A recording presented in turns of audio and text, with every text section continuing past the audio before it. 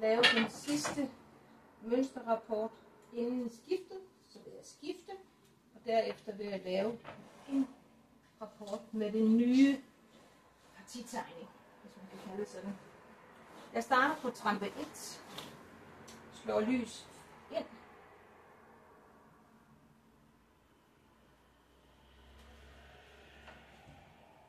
normalt vil jeg bruge spreder, men for at man kan se, hvad det er, så går jeg til trampe 3 og bruger den mørke, hvor jeg jo går under den løse kanttråd og over ude i afslutningen. Jeg lægger altid den lyseste tæt på vævningen og den mørke bagerst. Så går jeg tilbage til trampe 2 og bruger den lyse.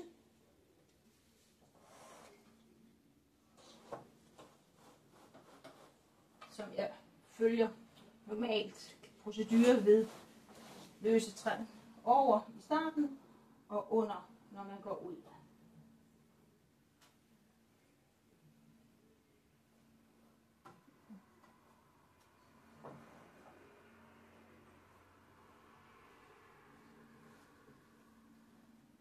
Det med at få lagt nok garn i, uden at lægge for meget, det er en øvelsessag.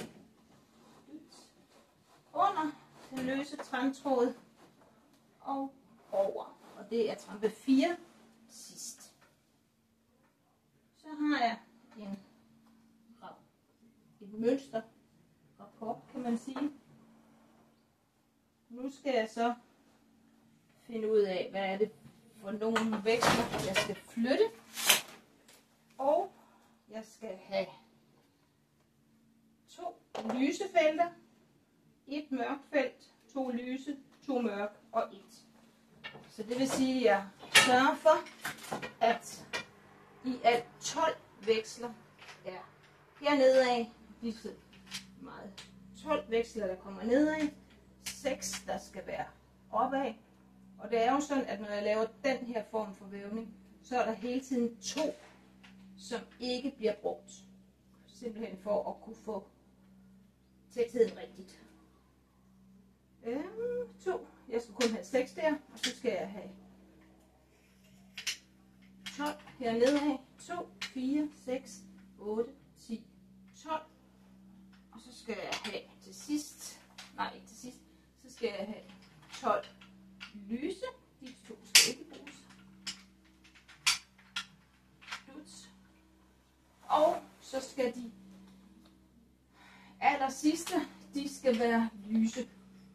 Og hos mig lige nu er det sådan, at hvis det skal være lyst, så skal det vende imod mig.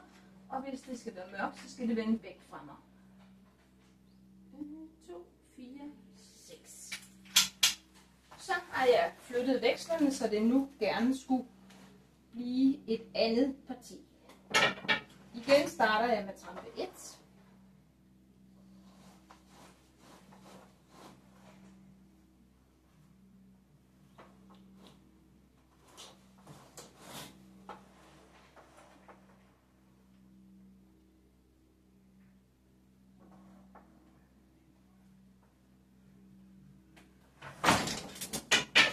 Trampe 3 med mørkt.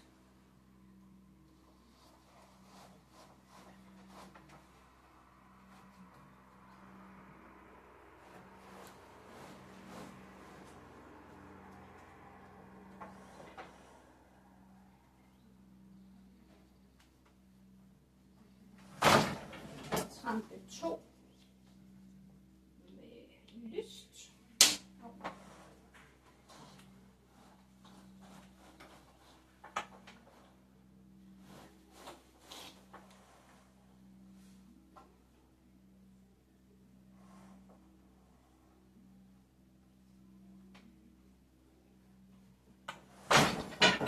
trampe 4 med mørkt.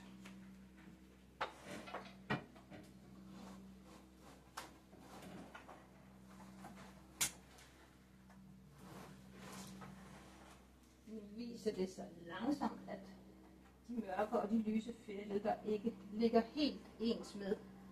Men jeg laver lige en 4 mere islet, så er det bedre, nemmere at se, hvordan det er. Så trambet, lyst. Hvilke skytter man bruger, det ved jeg ikke. Nu synes jeg, at fladskytterne her er helt fint.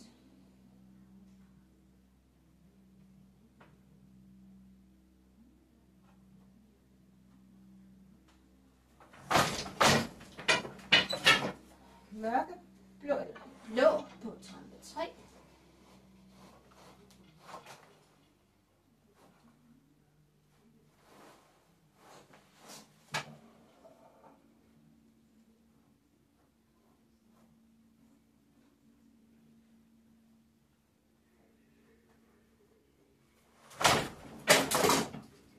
Trampe 2 og den lyse.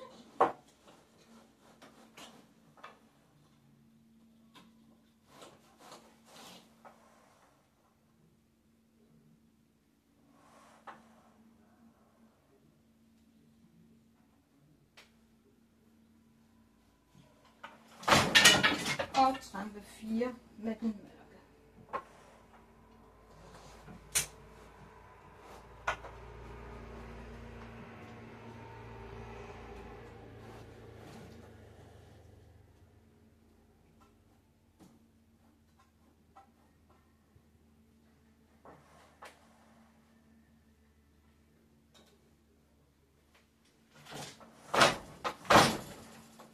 Jeg tror, det er tydeligt at se nu, at der kun vil blive en mørk felt her, og at det mørke felt herover har rykket sig en tur indad.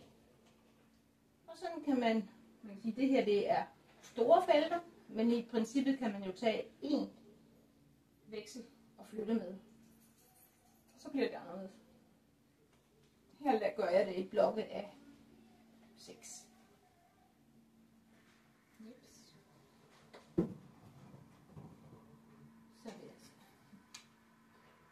Normalt kører jeg med spreder